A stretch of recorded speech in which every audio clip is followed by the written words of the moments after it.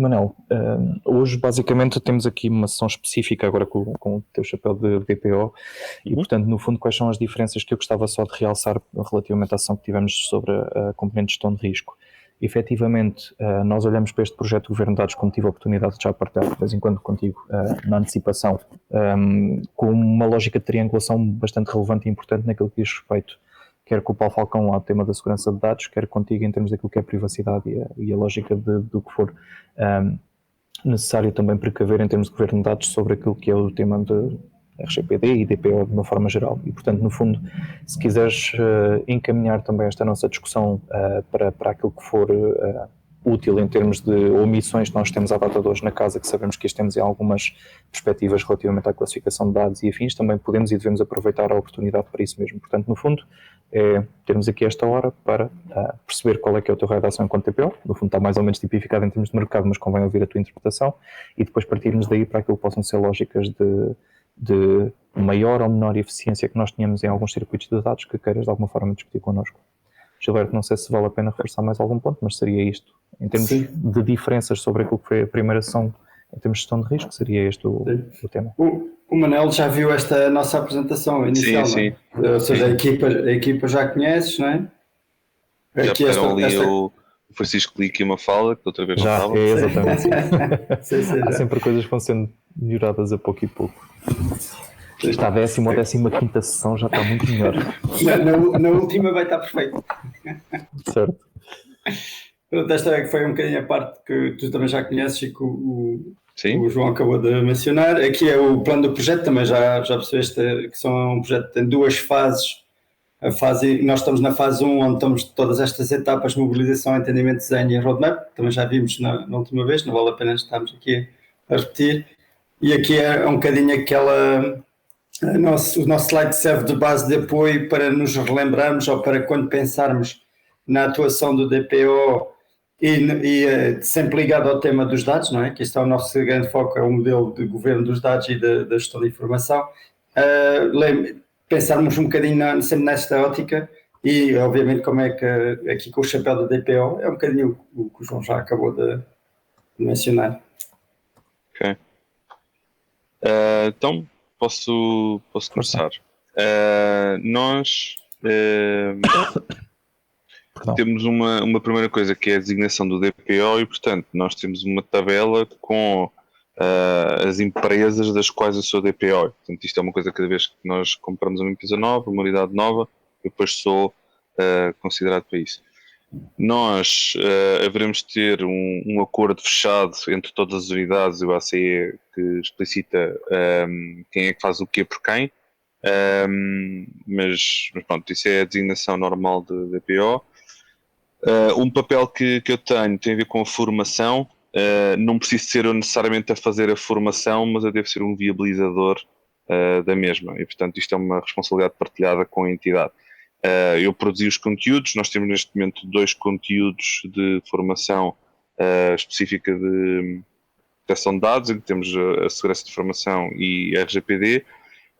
A meu ver, são muito simplistas e são mesmo os básicos, e portanto não dá para ser um profissional de proteção de dados, mas é os mínimos que as pessoas devem ter conhecimento. E tem uma coisa que em termos de e-learning já foi sendo uma evolução, foi fechada agora também novamente há pouco tempo, e vamos acompanhando. Depois nós temos uma coisa que, do ponto de vista de dados, será mais interessante, que são os registros de tratamento de atividades. Os registros de atividades de tratamento, que para nós são fichas de tratamento de dados, mas é o que quisermos. Essas fichas não são mais do que Excel, mas é onde é descrito quem é que é o responsável, qual é a finalidade, porque é que nós estamos a tratar dados, quais são os dados concretos que são tratados, com alguma tipificação entre aquilo que são os dados normais, demográficos e afins, e os dados sensíveis de saúde, medicina de trabalho, genética e por aí fora. Se existem subcontratados, se existem corresponsáveis connosco, quais são as aplicações em que estão, o fluxo de dados, sendo que aqui é um modo muito simplista, porque eu só me interessa, do ponto de vista de DPO, os dados pessoais. Portanto, eu não estou a ver no âmbito deste registro, não estou a ver todos os requisitos funcionais de uma aplicação, só me interessa é que dados é que são repetidos, o que é feito aos dados e quem é que são. Já agora desculpa, não posso ser interrompido. Isto aqui e este mapeamento, vou-lhe chamar mapeamento, ele existe para todos os dados privados, obviamente, de todas as aplicações de todo o grupo, de todas utilizadas em todas as empresas? Isso gostava eu, mas em 2017 nós tivemos aqui um programa da RGPD com 2 consultoras até a apoiar-nos e eles fizeram estas fichas de tratamento de dados, uma coisa em Word que não estava perfeita. E nós estamos neste momento a rever. Portanto, nós começámos o ano passado a rever e estamos em revisão. Eu estou a limpar todas as direções e, portanto, o objetivo é eu ter toda a CUF mapeada. Portanto, nós começámos com aquelas que tinham mais número de dados tratados, como a direção do cliente, a direção de operações e a direção de recursos humanos, e agora estamos a fazer rollout do marketing e por aí fora. Portanto, há aqui umas quantas direções que ainda estamos no processo de revisão e, portanto, não vou ter isso para mostrar. E do ponto de vista das unidades, a coisa foi muito insípida. Como nós temos este esquema de serviços partilhados para as unidades, o outro programa incidiu principalmente sobre aqui esta serviços partilhados, porque assume que era aqui que se trataria o maior volume de dados, mas a verdade é que nas nossas unidades temos algumas especialidades que têm programas muito específicos, dados muito específicos, e temos de ir olhar para isso. Já agora... Mas, força. Então é rápida a questão. Esta informação está só em Word ou tu tens tipo uma aplicação, um Excel, vamos chamar assim, que permita... Eu tenho um mapa Excel com todas as finalidades e se existe ficha de tratamento de dados ou não. E também tenho uma árvore potencial das ramificações das unidades. E, portanto, aqui isto seria, já agora partilhando aqui um bocadinho contigo, um dos grandes temas precisamente da governação, ou do modelo de governo, é nós que temos um catálogo, vamos chamar assim, um catálogo de dados. Existe já, de alguma forma, uma lista com dicionário, com algumas definições. Existe já uma lista de conceitos. Se nós começarmos, e isto pode ser também muito boa informação, um ótimo insight, digamos assim, que nós podemos tentar, de alguma forma, agregar toda a outra informação do glossário e dos conceitos para formar um catálogo ou uma metadata dos dados da CUF. Okay. Onde nós depois até podemos incorporar temas. Eu posso partilhar, eu partilho com o João, depois o João partilhou um template onde vocês veem aquilo que eu capturo para a descrição da finalidade, ok? E portanto vocês aí ficam com o mapa de dados, mas atenção que vocês só lá vão lá ver dados pessoais de empresa, não vão ver nada interessante. E portanto aí ficam logo com uma classificação. Nós temos o que é que são dados demográficos, o que é que são dados sensíveis, o que é que são dados antropométricos, pronto. Portanto, isso aí é aquilo que utilizamos. Aqui isso é super importante e eu não sei, e provavelmente eu estou-me a antecipar naquilo que irias dizer, que é, provavelmente isto é informação que entra para o programa de IAM, do projeto de IAM, provavelmente, e provavelmente também isto é utilizado pelas próprias aplicações, estou a imaginar, que desta forma conseguem identificar o que é um dado privado e sabem se tem que anonimizar ou encriptar. Isso também é utilizado dessa forma. Nós não estamos nesse estadio. Porque nós, em termos de IAM, o que nós temos é a parte de autenticação. Portanto, uma pessoa quando entra na CUF é registada no sistema de recursos humanos, no SAP, e ele depois começa no dia a seguir, faz a sincronização com o sistema de gestão de acessos e faz a parte da autenticação. Portanto, nós temos o username, passwords, o e-mail, o G Suite e um acesso básico do CUF Insights, que é por defeito, não tem acesso a nada, mas fica o utilizador criado.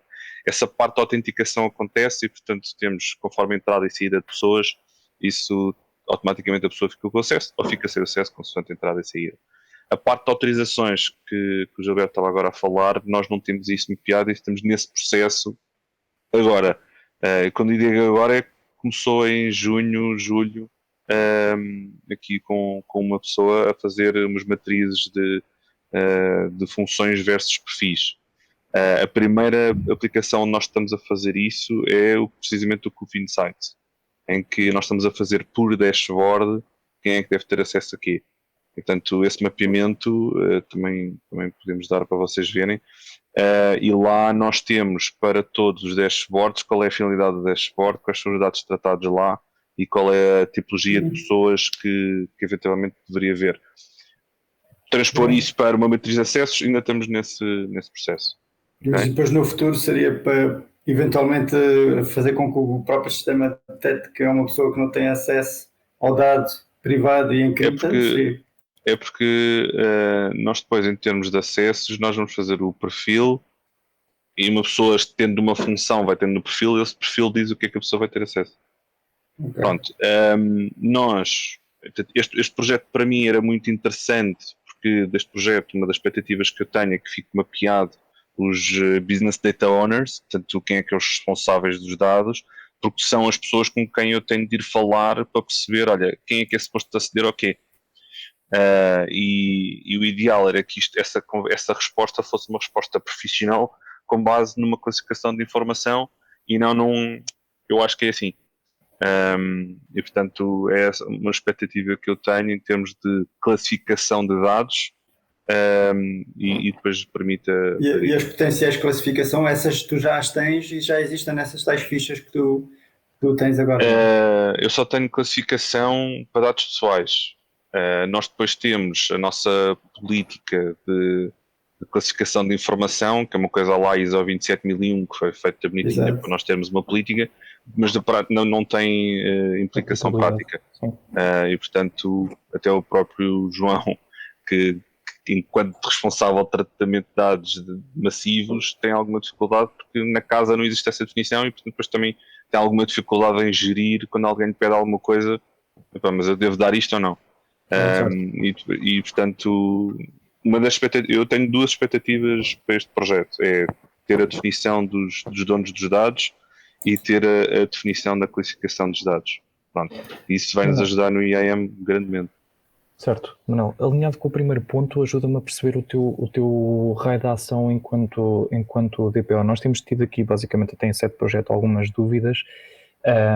Dúvidas que ainda não foram, no fundo, escritas no papel de uma forma de tomarmos uma decisão sobre aquilo que possa ser o nosso raio de ação deste governo de dados para com as empresas, por exemplo, irmãs, digamos assim, Sagis, a lógica, porque há efetivamente empresas que nós assumimos como uma lógica de estão completamente introduzidas na nossa matriz de governo, uma CUF digital, por exemplo, e há outras que são um bocadinho mais autónomas nesse sentido, tipo Sagis. Como é que tu atuas relativamente a estas particularidades? Excluindo Sagis, eu sou o DPO de todas as unidades CUF, inclusive a SENS.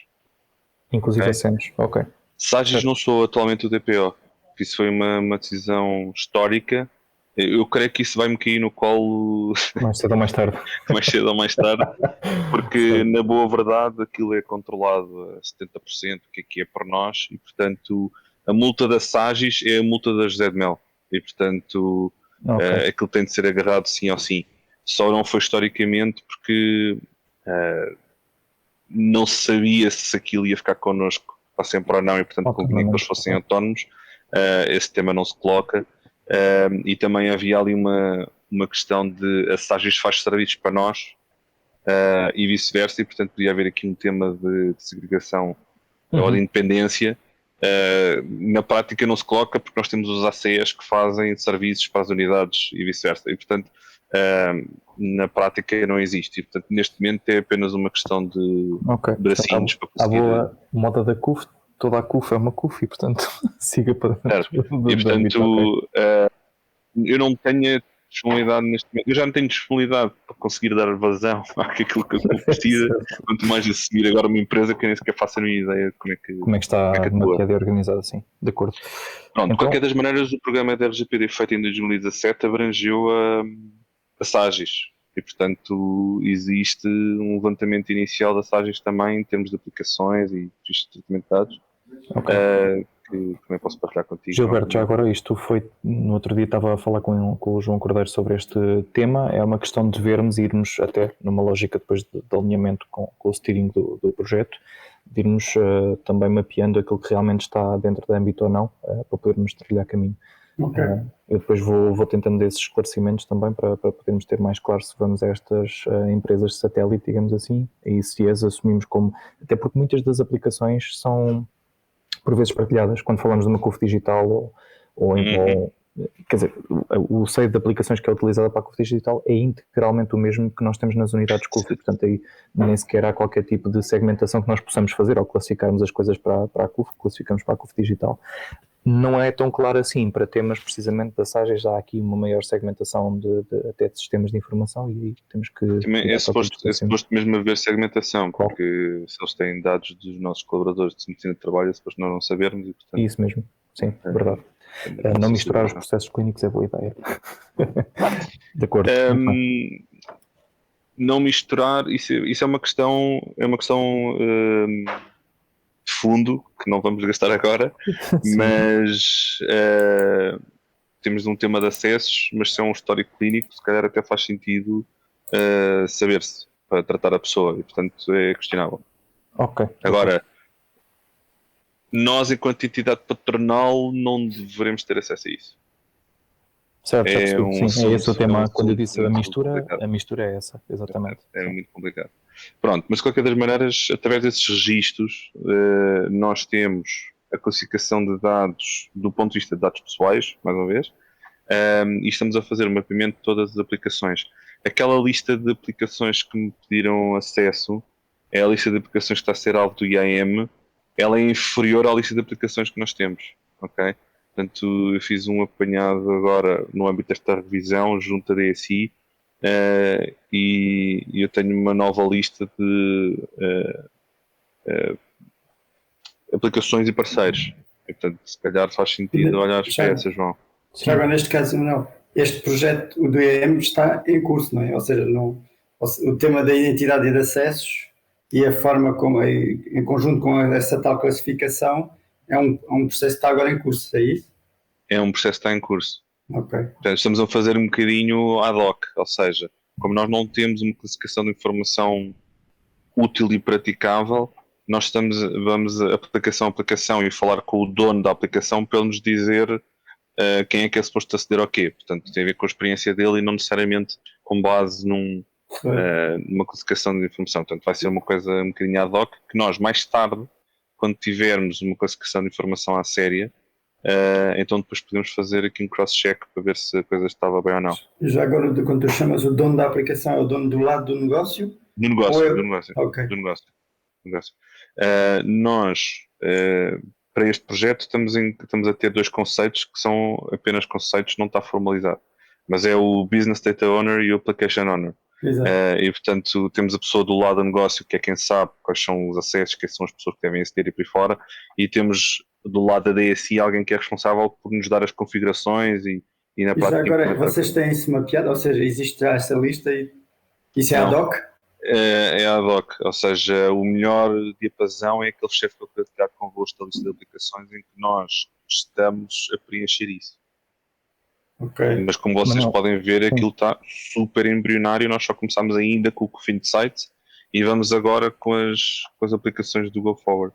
Sim, eu acho que há aqui uma lógica de conjugação de esforços que é importante, e foi muito a mensagem que eu tentei passar no início. Nós vamos estar amanhã, neste caso nós, o Francisco e a EY vão estar amanhã com o Bruno Sousa e com o Paulo Falcão, precisamente a fazer o levantamento daquilo que são as aplicações, para identificarmos aquilo que são as origens de dados, digamos assim, para começar de alguma forma a caracterizar naquilo que é a perspectiva depois do governo estas aplicações. Sim, é melhor eu passar-vos esse share, porque esse share é o share mais completo da CUF. A ideia é chegarmos ao ponto em que temos uma base de trabalho que é comum, seja ao governo de dados, seja ao DPO, seja à parte de segurança de dados, mas depois cada um deriva desta fonte que é no fundo a mesma de trabalho. Eu digo isto não é de uma maneira pretendente, é porque eu pedi ao Helpdesk para me dar quais são as aplicações que eles dão suporte, mas pedi ao Miguel Velhinho para me dar o Apex e Capex e portanto... Pelo menos se nós pagamos alguma coisa ou pagamos este ano, está lá, ok? Está lá. Mesmo que não seja utilizado, não é? Certo. E também fui pegar no levantamento feito na altura em 2017 para ver se a coisa estava lá ou não. E portanto, esse share que é o share mais completo, na boa verdade, a DSI não tinha. o que não deixa de ser interessante, mas pronto, não tinha, e acho que essa é a melhor base para ver que aplicações é que tem. Ok. Mas pronto, de qualquer das maneiras, esta equipa de IAM é composta por uma pessoa que fazia parte da direção de recursos humanos, sendo que agora foi ali para testes do Go Forward, e agora vamos ter outra que há de responder à ADOPI, a Organização de Processos. Imagino que seja esse o organigrama. Portanto, nós temos os descritivos funcionais, que é uma responsabilidade da DRH, temos o Hugo Rosa Silva, da DSI, da área de segurança de informação, no âmbito da configuração desta aplicação, que vai fazer depois a ponte com os vários application owners, e temos aqui uma pessoa que vai fazer a cola, as matrizes, entre os descritivos funcionais e as configurações possíveis, ou seja, perfis, e vai andar a falar com os vários business data owners, portanto, os do lado do negócio, para nós conseguirmos fazer uma coisa, o objetivo desse mapeamento, e entrando ainda no tema do GDPR, isto significa que vocês conseguem, imagina que há um determinado cliente que diz assim, eu quero saber em que, ou seja, poder efetuar aquele pedido de quer saber o que é que vocês fazem com os meus dados. É para essa finalidade? Aí não. O registro de tratamento de dados é que nos dá isso. Portanto, quando alguém diz, eu já tive um pedido, uma pessoa diz, olha, eu quero saber quais são os dados que vocês têm meus e em que parceiros é que estão. Exato. Isto é de loucos. E portanto eu tive de pedir à equipa da W onde é que esta pessoa existia de dados, portanto eles deram-nos, depois eu peguei nisso em termos de atividade clínica, peguei nisso e pedi à equipa da Helpdesk para me dizer, olha, quais são as várias aplicações onde isto pode estar e quais são os parceiros que nos dão suporte a isso, e portanto depois isto foi e vocês super têm amador. Um registro, fazem Isto foi super amador, atenção, porque se eu tiver um registro completo, eu consigo perceber quais foram as especialidades onde ele tem, e portanto eu vou às fichas de tratamento de dados, que é isso que nós estamos a limpar agora. Exatamente. Neste momento, e nessas fichas estão lá todas as aplicações, todos os parceiros, portanto isso. Para responder a essas coisas de direito de acesso, de que dados é que vocês têm e onde e quem e por aí fora, é através destas fichas de tratamento de dados. Okay, o IAM não vai responder muito a isso. Certo. Vai responder mais quem é que tem acesso ao quê. Certo. Sim, a identidade e acessos, exatamente. E já agora, e se vocês têm associado a esse registro de dados, vocês têm um workflow? Não. Nós estamos na iminência de contratar uma plataforma para apoiar aqui a atividade de DPO, mas para já não existe. É o e-mail e sheets. Ok. Então, neste caso, se ele disser assim, eu quero portabilidade, não sei se aqui a portabilidade faz sentido, ou eu quero ser apagado, como é que vocês conseguem fazer isso hoje? Como é que o fazem? Isto é complexo, porque quando as pessoas, por exemplo, fazem o direito de acesso, nós temos aquilo que constitui o processo clínico, e portanto, tudo o que é sacável do processo, nós damos à pessoa e damos numa pen. O conceito da portabilidade, ou ele pega na pen e depois dá a outra entidade, ou então nós teríamos de ver aquilo que é possível de tratar de forma estruturada e aquilo que não é, porque nós vamos ter reportes que não são estruturados e são PDFs e por aí fora, portanto isso nunca vou dar estruturado, mas teríamos de ver com outra empresa, e isso é uma coisa também um bocadinho ad hoc. O tema do apagamento é mais tricky, porque para já eu precisava de ter absoluta certeza de todos os sítios onde ele está mapeado, porque eu não tenho forma de perguntar isso atualmente aos nossos sistemas. Portanto, eu posso ir a cada um e ver onde é que ele está. Não consigo, através do registro de tratamento, saber todos os sítios onde ele possa estar. Onde ele possa estar, sim, porque eu tenho lá registrados os sistemas, os parceiros e por aí fora. Onde ele efetivamente está, eu não tenho essa forma. Mas, portanto, é um processo que me vai levar algum tempo, porque eu preciso de ir perguntar a todas as aplicações se existe aquela pessoa. Sim, ou seja, continua a ser um processo um bocado manual e ad hoc também sempre, não é? Sim. Porque imagina, se for um cliente de oncologia, ele está num sistema. Se for um cliente hospitalizado domiciliário, que é novo serviço, está no outro. E às vezes até passa em X6. Isso aí Não deve ser nada simples. Nos dados que não estão suportados em aplicações CUF, portanto, as coisas que estão em e-mail, Excel e afim, isso é completamente impossível. Impossível talvez não, mas é extremamente complicado porque eu não tenho ferramentas de fazer varrimento de rede para saber onde é que a pessoa está. São caríssimas. Nós chegámos a considerar e estamos sempre a falar das centenas de milhares de euros ano para implementar uma coisa dessas. É questionável. E depois nós temos outra coisa, que é os dados de saúde, nós não os podemos apagar. Portanto, existe uma portaria que está pensada para documentos em papel e, portanto, já está desatualizado, mas diz o seguinte, diz que eu em coisas ativas eu tenho que ter 1 ano, depois de passado 1 ano ela fica num arquivo temporário até 5 anos e a partir de 5 anos eu guardo num arquivo estilo HDA da vida os dados. Só que para quem tem sistemas não faz sentido nenhum. E, portanto, na prática, o que isso quer dizer é que uma pessoa que venha alguma vez à CUF, nós vamos guardar para sempre os seus dados. E é uma obrigação legal. E, portanto, a pessoa não vai conseguir exercer o direito de pagamento em full. O que ela consegue é pagar dados administrativos. Isso consegue, sendo que não pode estar a dever-nos dinheiro, não pode haver cenas judiciais e coisas assim. Portanto, efetivamente, nós nos possamos esquecer dela, porque já tivemos, como é óbvio, pedidos desses de pessoas. Olha, esqueçam. Não podemos esquecer que você tem 3 faturas a pagar, por isso é que eu queria que nós esquecêssemos. Tenho uma dívida de 100 mil euros, esqueçam-me. Certo, exatamente. E portanto, nós temos aqui 2 dados que são considerados não apagáveis, que são os que servem para identificar a pessoa e fazem a ligação toda do processo, que é o nome completo e a data de nascimento. Esses dados nunca vamos apagar. Ok? Tudo o resto é apagável. Ok. Diz-me só uma coisa, voltando um bocadinho atrás. Há bocadinho, nós estávamos a falar um bocadinho da anonimização e encriptação. Há algum tipo de nível de proteção dos dados privados que vocês façam nesse sentido? Nós não chegamos a falar em anonimização nesta conversa, até porque não temos. Eu gostaria muito. Nós temos aqui 3 momentos em que nós deveríamos conseguir fazer uma coisa deste género. Dados para efeitos de teste e desenvolvimento e afins dos nossos fornecedores todos e precisaríamos de ter anonimização ou pelo menos pseudonimização dos dados para efeitos de teste e afins e não temos isso. É uma coisa que também se torna muito complicada quando nós temos um sistema que está ligado a muitos outros, porque depois essa pseudonimização e anonimização tende a ocorrer a todo o nível, porque se eu fizer uma anonimização só numa base de dados, depois ele não vai conseguir interpretar nada deste. Certo. E portanto essa anonimização e pseudonimização é a mesma coisa complexa.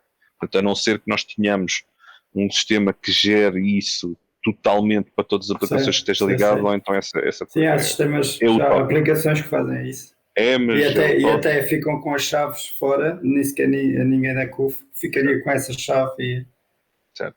Portanto, isso não existe e era também uma vontade. Outra coisa que nós temos é um sistema que é o RAID, que vocês já devem ter ouvido falar, e também era desejável ter dados pseudonimizados aí, porque essas pessoas de facto não lidam com os clientes nem lidam com os profissionais e portanto não têm qualquer necessidade de ver nomes e afins, podia ser tudo pseudonimizado e também nós não conseguimos atualmente. Os outros senhores são este aqui de DW, que tratam dados massivos, e nós temos aqui uma guerra atualmente que é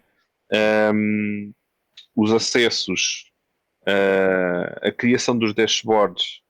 Cada dashboard tem uma ficha de tratamento de dados, é aqueles que têm dados pessoais, e depois nós temos de aprovar acessos, e isso eu que os aprovo, de quem é que pode ter acesso ao quê, com base na finalidade do dashboard e o descritivo funcional da pessoa, e se é que fizeram match, então pode aceder, se não fizeram match, não acede. E depois nós temos um problema, que é o Coof Insights, na altura não tinha sido pensado aí, assim dessa forma, nem acho que seja muito potente do ponto de vista de perfilagem, portanto também é difícil ali para a equipa do João e do Lico, conseguir fazer uma perfilagem à séria para garantir que quem não precisa de ver nomes não os vê. E portanto aquilo é um bocadinho ou está o campo ou não está. Ainda que eles consigam fazer máscara de alguns campos e portanto consigam fazer essa anonimização para alguns perfis. O problema depois aí é sempre se conseguem trabalhar com aquilo ou não. Por acaso no Power BI, aqui João e Francisco, acho que o Power BI já tem algumas funcionalidades dessas. Tem Role Level Security, que é o que nós usamos. Então vou tentar fazer aqui um resumo rápido para não monopolizar a sessão. Gastar aqui 3 ou 5 minutos convosco. Então, ponto número 1. Nós estamos efetivamente alinhados com o Manel nestas dinâmicas, estamos e estaremos, e por vezes existe o discurso completamente demagogo na lógica de então, mas esta é que é a ferramenta nova e nós na antiga vemos tudo e agora na nova é que nos estão a bloquear tudo. Pronto, isto, mindset só para vocês perceberem aquilo que é o sofrimento, principalmente do Francisco, cada vez que estamos com o Manel numa base mais recorrente e semanal para irmos limpando a backlog deste tipo de avaliações. Pronto, posto isto, o que é que nós temos efetivamente, para vos dar ideia? Temos no Cuf Insights a questão do Role Level Security para aquilo que são os dashboards com dados pessoais. Ao contrário daquilo que o Manel, e a imagem que passa é essa, mas só para rebater, o Power BI e o Cuf Insights até são bastante poderosos na lógica de perfilagem. O tema é que nós preparámos a ferramenta para aquilo que seria a integração com o IAM e a utilização da função como perfil para isso. Certo.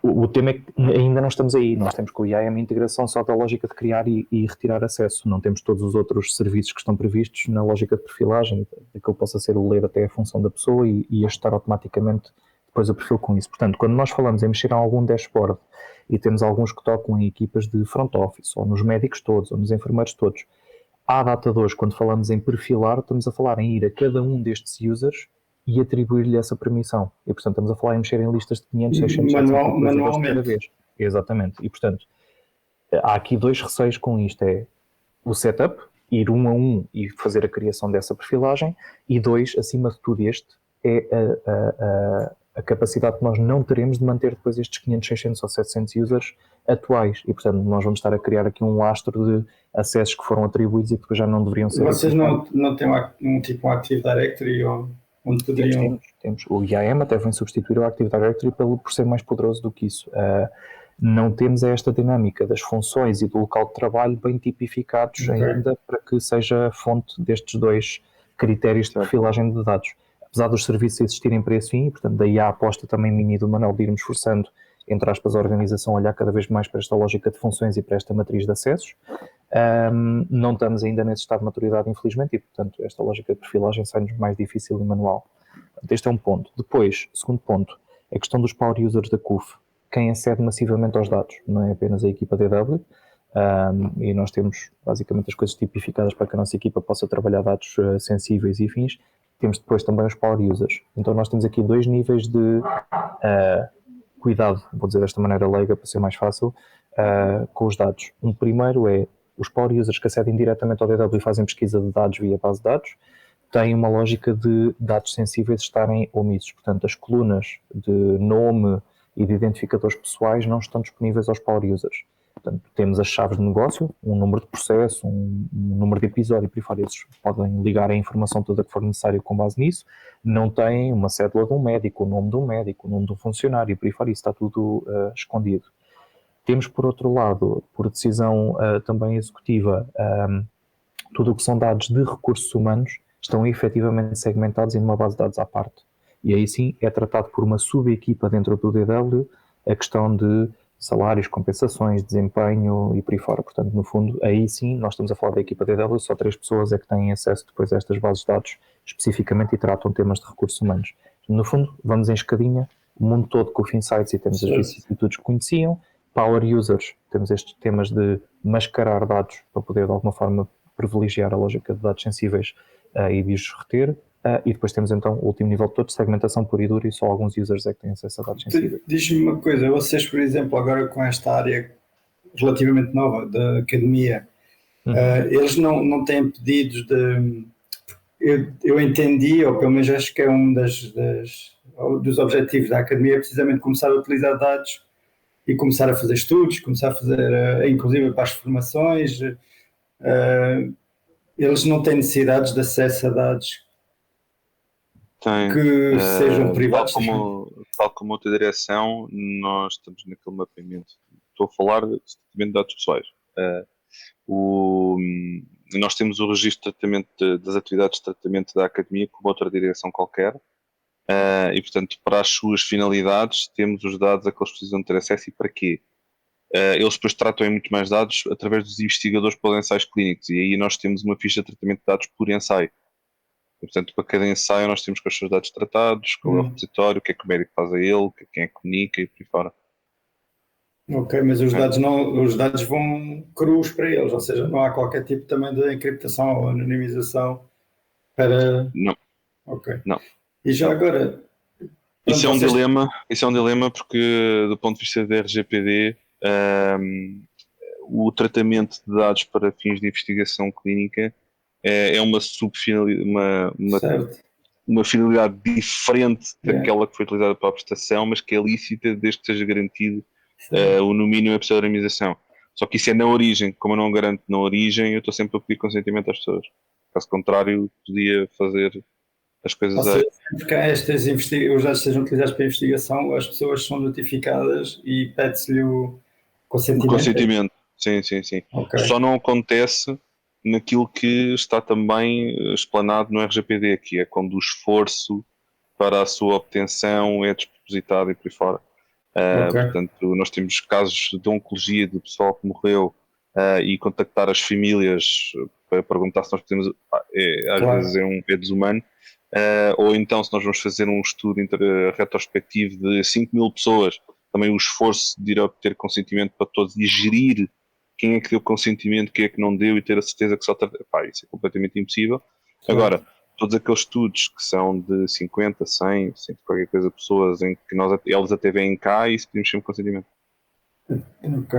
Então diz-me uma coisa, vocês têm imensos equipamentos cujos dados saem da vossa esfera, ou seja, eles são geridos pelos próprios fornecedores dos equipamentos. Vocês aí também têm algum tipo de protocolo ou de assinaturas ou de processos? Não sei se estou a chegar à pergunta, mas nós temos equipamentos que são nossos e na maioria as aplicações são nossas. Existem alguns casos particulares em que uma determinada especialidade a aplicação é do parceiro.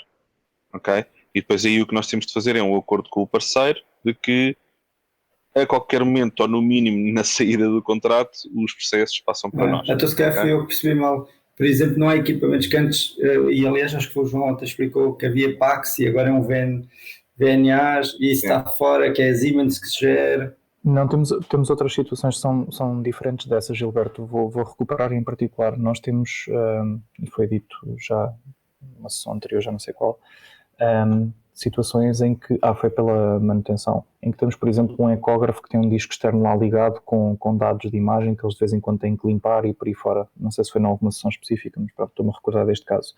Temos outras situações em que o próprio fornecedor, quando se faz algum plano de manutenção, acaba por recolher, mas são dados do próprio equipamento, não necessariamente dados do cliente ou dos exames que foram feitos. Atenção, se nós estivermos a olhar para equipamentos, nós temos qualquer coisa como, não sei se é para aí 9.000 ou o que era, e que depois na prática que tenham dados pessoais vai ser bastante mais reduzido. E na prática nós temos cerca de 30 fornecedores que fazem manutenção em equipamentos nossos. Portanto, nós temos um que é a ATM, que faz basicamente 80% do nosso parque de equipamentos e depois temos os outros que fazem o restante. Mas aí não são aplicações deles, são equipamentos nossos, mas que eles fazem manutenção e, portanto, por via disso podem ter acesso a dados. É só isso. Agora, o grosso das aplicações são nossas e, portanto, quando muito, tem um fornecedor que faz a manutenção evolutiva, corretiva, o que é que seja a aplicação, e aí teremos de ter um contrato de subcontratação com esses senhores. Ou seja, por exemplo, imagiologia ou TAC, aquelas TAC, as imagens, tudo o que é dados ficam na rede CUF, não vai nada para a rede do fornecedor. Isso. Ok. Então, e aquela situação dos PACs, estavas a falar ontem, João, isso era que a Siemens é que era owner daquilo, agora... É isso, tal como nós temos uma TAC da GE ou da Siemens, o PACS é uma peça de software, digamos assim, que permite armazenamento de imagens de forma centralizada. Quando eu digo pensava que tinha percebido que era da cloud da Siemens mesmo. Não. Estamos a falar de coisas que são, quer dizer, é o mesmo do que eu dizer que o Data Lake que nós usamos para informação de gestão é da Microsoft, Gilberto, portanto a relação é a mesma. Ok, é um espaço, aquilo é das Siemens, mas o espaço é vosso e é um tenant, é como se fosse um tenant. Produto, exatamente. Ok. Já percebi. Não é propriamente um data center de imagem externo à CUF, já percebi a tua interpretação, não é esse o caso. Okay. Por acaso eu nem sei se o nosso BNI é on-prem, mas diria que não, pelos volumes. De qualquer das formas, é o normal. De qualquer das maneiras, temos aqui só mais 15 minutos, se calhar faz sentido só eu percorrer o resto das atividades. Sim, desculpa. Onde é que chegam. Portanto, o registro de tratamento de dados é mais ou menos isso. Nós depois temos o conceito a respeito do Privacy by Design e by Default, em que nós temos para todas as aplicações, temos um TPIA. O TPIA é o Privacy Impact Assessment. Para nós, vai sempre dar a uma ficha de tratamento de dados que depois tem aqui uma análise de impacto de apagamento, alteração e confidencialidade, alteração e apagamento de dados. Pronto. Mas da mesma forma que nós temos para a descrição das finalidades das direções uma ficha de tratamento de dados, para uma aplicação nova nós vamos ter uma ficha de tratamento de dados que, by the way, também tem aqui a análise de impacto ao lado. E, portanto, nós vamos ter isso. Eu gostaria de dizer que isto está super agarrado. Na boa verdade, nós temos 120 dias feitos, o que não é nada mal, e nós temos aqui um modelo de governo formal de proteção de dados. Não existe dessa forma, existem procedimentos de como fazer análise de impacto e por aí fora, mas o modelo de governo, isso é uma coisa, um objetivo que eu tenho para este ano, fechar um modelo de governo de tratamento de dados em que esteja explicado quem é que faz o quê, mas na prática nós temos a pessoa de negócio que quer fazer a sua atividade nova, numa aplicação nova, quer que seja, ela é avaliada pela nossa área jurídica do ponto de vista contratual, é avaliada por mim na análise desta ficha de tratamento, análise de impacto por aí fora, é avaliado pela equipa de segurança de informação, em que nós também temos um questionário de segurança de informação que é enviado ao fornecedor para responder. Já agora, tens isto para todos os processos, por exemplo, tens lá, fizeram um PIA? Não, só se faz de PIA quando existe um risco nós achamos que faça sentido fazer de PIA. Não fizeram de forma assim a 8? Não. Ok. Até porque quando foi na altura do levantamento, foi feito esse levantamento todo e agora eu estou a rever isso tudo e o que nós vamos fazer é fazer uma análise preliminar de todas as soluções para decidir para aquelas que têm maior risco, então fazer de facto formalizar um TPI a sério. Mas esse pseudo-assessment anterior já é uma análise de impacto. Portanto, quais são o tipo de dados tratados, qual é o número de dados, o número de clientes, e fora. Esse processo estamos a limpar agora, não vos vou conseguir mostrar porque não está de todo iniciado, mas tenho o compêndio de aplicações e agora com esse compêndio vamos começar a fazer as perguntas e...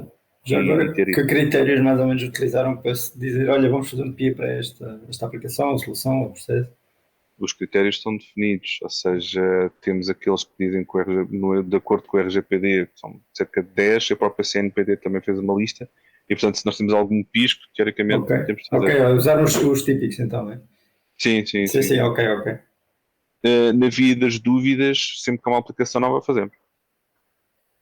Portanto, esse nem vale a pena pensarmos muito, porque é uma aplicação nova, fazemos de PIA. Certo. Tá? Nós depois temos, na nossa relação com os terceiros, temos os contratos, portanto, aí em termos de classificação de dados, quer dizer, é o contrato. Sendo que o contrato tem de fazer referência aos dados tratados, não tem mais do que isso. Depois temos as políticas e procedimentos, portanto, temos a política de notificação de violação de dados pessoais, temos a política de privacidade de CUF, a política de cookies do site e por aí fora. Temos outras coisas que estamos em falta. Portanto, nós, por exemplo, a política de privacidade da CUF dos colaboradores não está formalizada. O que nós temos é, quando a pessoa é contratada, nós prestamos essa informação toda no âmbito do contrato e, portanto, ela sabe todas as finalidades e também dá ali uns consentimentos. E, portanto, isso está a acontecer pessoa a pessoa. Nós ainda não temos uma política que tenha tudo lá que se possa ver, apesar de nós termos... Isto faz parte do corpo normativo Por exemplo, isto casa com as políticas de segurança da informação também? A política de privacidade dos clientes não faz referência, se não me engano, já não sei, mas acho que não faz referência à política de segurança de informação e por aí fora. Mas, por exemplo, a política de violação de dados já vai ter de fazer. Ok. Na E vocês medida, estão todas centralizadas, ou seja, os utilizadores conseguem aceder, se ele quiser saber sobre a política de privacidade de dados, ele consegue lá ir buscar e ler, ter acesso fácil a isso? sim, portanto, nós temos no CUF Connect uma área para a segurança de informação e proteção de dados com já uma quantidade de conteúdos, e depois temos o Clip One, onde toda a gente pode aceder a. Certo. Nós depois temos o tema dos direitos titulares, em que nós não temos uma ferramenta atualmente, mas estamos, como eu disse, estamos no processo de adquirir a ferramenta, mas aquilo chega-nos por via ou por e-mail para o endereço DPO, ou por via do nosso site, que tem lá um formulário específico para as pessoas exercerem os direitos, ou por via das unidades, contact center, e por fora temos aí várias coisas. E eu tenho um fecheiro com todas as interações com o DPO. Portanto, tu tens registros da atividade do DPO, isso tem tudo. Depois do tema de acesso já falámos. Auditorias, não faço tantas quantas que eu gostaria de fazer. Portanto, são coisas mais ad hoc e devia ser mais sistemático. O que eu estou a preparar ainda é um manual de auditoria de proteção de dados que depois quero dar à equipa da DQS, para as gestoras de qualidade, fazerem auditorias regulares. Já agora, vocês, em termos de filosofia de auditorias, tipicamente fazem-nas com equipas internas ou tentam Até agora, fazer outsourcing disso? eu, para ser muito honesto, as auditorias que nós fizemos, tanto seja o anterior DPO, seja do meu lado, foram coisas sempre muito ad hoc, então, olhando para o meu passado enquanto eu fiz parte de uma consultora e fiz auditorias informáticas. E, portanto, a primeira coisa que eu fiz foi fazer uma auditoria informática tal como fazia nas outras empresas, mas à CUF, e portanto essa até tinha assim algum checklist de validação e por aí fora, mas o resto é de género, vou fazer uma auditoria, uns acessos agora esporádicos, porque houve aqui um alarmezito que soou, então vamos ver. E, portanto, é uma coisa muito ad hoc, não muito profissionalizada, e por isso é que eu estou a dizer, eu estou a fazer um manual de auditoria para nós termos, ok, isto é o compêndio de auditorias que temos de fazer, e depois fazer um plano de auditorias. Nós não temos isso bem agarrado. Ok, isso também estás a incorporar isso no modelo de governo que estavas a pensar, não é? O que estou a pensar fazer tem de estar, sim. Ok. E é mais ou menos isto, porque as outras coisas depois já não têm muito classificação de dados, não têm grande expressão. Já agora, depois nós podias só e depois partilhar uma outra política só para vermos um bocadinho, não é o linguajar que eu queria dizer, mas o discurso ou o formalismo que coloco lá, só para percebermos como é que as políticas depois estão também a ser desenhadas aí na CUF. Ok. A política de privacidade da CUF de clientes, isso está disponível no site, mas partilhamos. Eu partilho tudo com o João e depois centralizo em quem é que o João centraliza? Pode ser o João Leal e ele depois. Ok. Temos a política, posso partilhar também a política de violação de dados, que é bastante recente.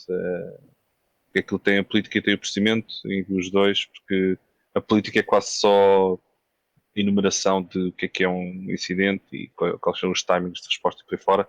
Depois o procedimento é que tem todo o tratamento do que é suposto acontecer. Ok, então deixa, se calhar agora fazer só mais uma pergunta assim genérica, digamos assim. Se houvesse alguma coisa que tu precisarias mesmo agora em relação aos dados, ou seja, por exemplo, conseguir facilmente encontrar o mapa dos dados, todos os dados, e obviamente aqueles que tocam a dados privados. Eu tenho uma dificuldade que é, eu estou a fazer estas fichas de tratamento, basicamente são Excel, e portanto eu na prática tenho 150 Excel para as direções, 120 para os TPIAs, mais 230 para os ensaios, e são coisas soltas. Eu não tenho uma ligação entre todas em que eu, por exemplo, consiga facilmente ver como a aplicação é utilizada em vários tratamentos de dados. E portanto eu também não tenho, o que é que eu não tenho? Não tenho um mapeamento de ativos fácil, e portanto tenho de fazer à mão, e portanto eu precisaria era de uma ferramenta de gestão de ativos informáticos e onde eu consiga saber quais são os dados que estão onde. Um, essa análise de rede para ver o que é que está ligado para alimentar esta gestão de ativos. Também me falta conseguir fazer uma efetiva gestão de risco dos parceiros com impacto nas fichas de tratamento. São coisas, não sei se vocês conhecem a aplicação OneTrust para GPD, e eu assisti a demos e é o sonho. Certo. E portanto eles conseguem, não só avaliam um fornecedor e aquilo tem impacto em todos os tratamentos onde ele é enunciado e altera o nível de risco do tratamento todo. É uma coisa completamente. Já agora diz-me uma coisa, por exemplo, para cada aplicação, imagina que na aplicação tem 10 interfaces. Tu neste caso, neste momento, nem sequer sabes a nível de interfaces quais são os dados privados, obviamente, que são utilizados pela aplicação, só sabes de forma genérica, não é? Que aquela aplicação utiliza, por exemplo, o nome ou o NIF, ou seja... Nós, no âmbito desta revisão das fichas de tratamento de dados, estamos a ver exatamente quais são os dados que são passados. Ok. E tu, neste caso, os fluxos, tu conheces os fluxos todos por onde andam os dados? A resposta fácil é não. mas é isso. Por exemplo, nós, o que é que eu posso dizer? Nós temos um pedido de acesso desse género em que eu fui à ficha de tratamento de dados e sabia dizer exatamente à pessoa, olha, quais são os dados que nós tratamos, para quê e quais são os parceiros. E, portanto, isso consigo dar à pessoa, porque tenho essas fichas de tratamento de dados. Esta ferramenta que nós estamos a pensar adquirir vem automatizar isso, vem criar workflows para isto, vai permitir fazer gestão de ativos, gestão de fornecedores e, portanto, já vamos profissionalizar isto um bocadinho. Certo. Já agora mais interno.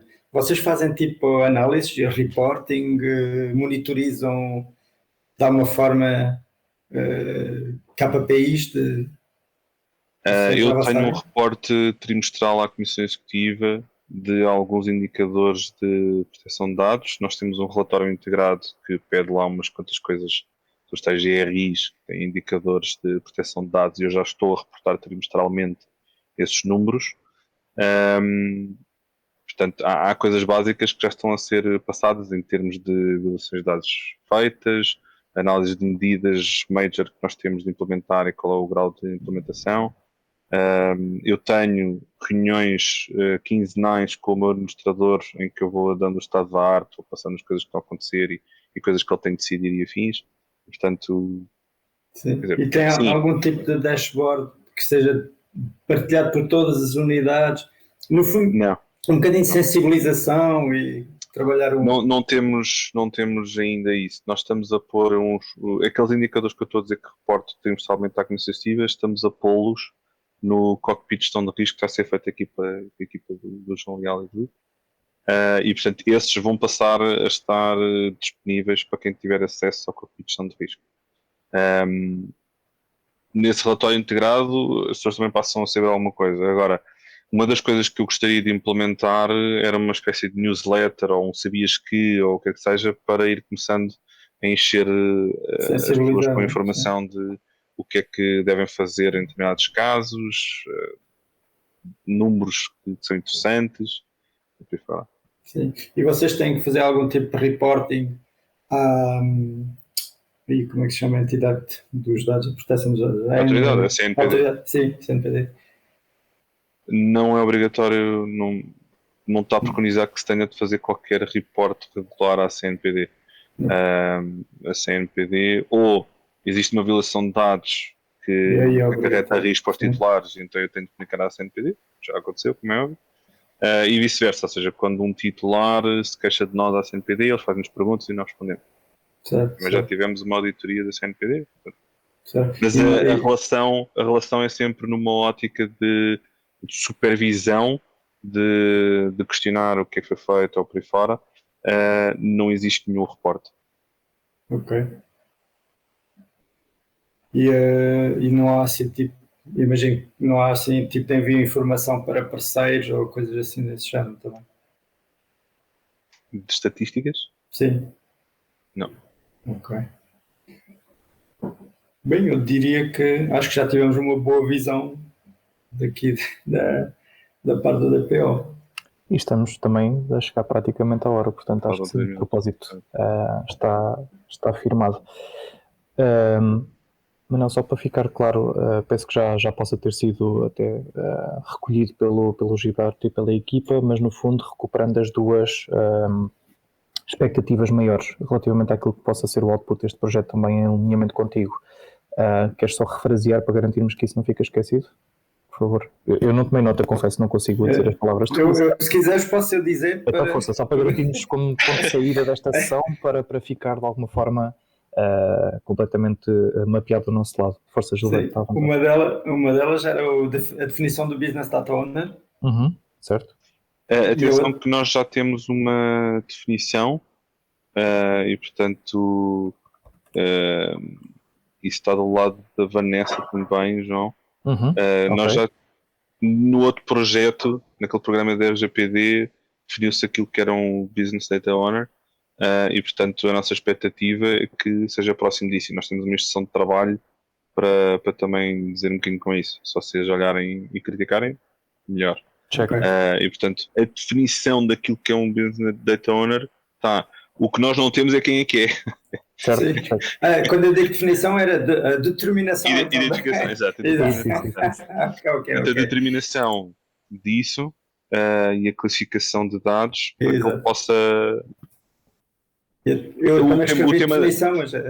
O tema da classificação dos dados é mais do que simplesmente dizer que isto é público, é interno, é confidencial, é privado.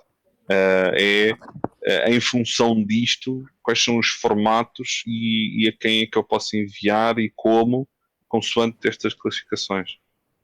Se eu armazeno, onde é que eu posso armazenar, se eu tenho de mandar embora, se eu tenho de apagar, se eu tenho o que é que seja. Uma verdadeira política de colocação de dados, na prática. Dados privados, não? Sempre na ótica da privacidade de dados. Mais ou menos, porque eu tenho aqui um chapéu de segurança de informação que lhe dou menos ou quase nenhum tempo a isto, porque a proteção de dados é de facto esgota aqui os meus recursos. Mas invariavelmente, quando alguém pede alguma coisa, não é só dados pessoais. E portanto, a classificação de dados pessoais é um nível das outras. Certo. E portanto, isto é sempre útil, até porque eu estou a apoiar o projeto IAM enquanto consultor e convinha temos um diapasão. Certo. Combinado. Ok. Acho sendo assim, Manuel, desculpa, também faz sentido, mas o modelo de governo de dados, esse output. Claro. Tentaremos chegar a algum lado com isso. Certo. Não, esse fica descansado. Vamos partilhando ideias. Aliás, os contactos certamente não se esgotam nesta fase. Nós temos depois também os formulários que vamos partilhar e afins. Portanto, vamos ver quais é que são aplicáveis. Estou completamente à vontade. Portanto, isso eu já tinha partilhado com o João que este projeto para mim faz todo o sentido e nós vamos ter isto arrumado. Portanto, naquilo que puder ajudar. Ok. Obrigado pela abertura. Já agora, desculpem, João.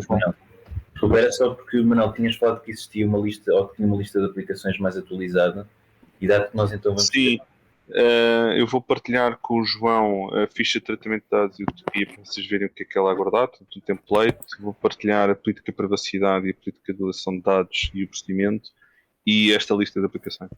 Ok, boa, obrigado. Se entretanto houver existir algum outro tipo de informação possa não ter sido mencionada aqui, mas que achas que possa ser relevante, podes partilhar à vontade também. Canal aberto. Exato. Manel, se quiseres partilhar comigo e desde logo com o Francisco e com a Mafalda, nós depois fazemos o devido tratamento para partilha com a UI. A Mafalda Pereira, exatamente. Está connosco no projeto também para este tipo de coisas. Ok, Carlos. Assim muito obrigado. Obrigado a todos. Okay. Bom trabalho. Até já. Igualmente. Obrigado. Obrigado.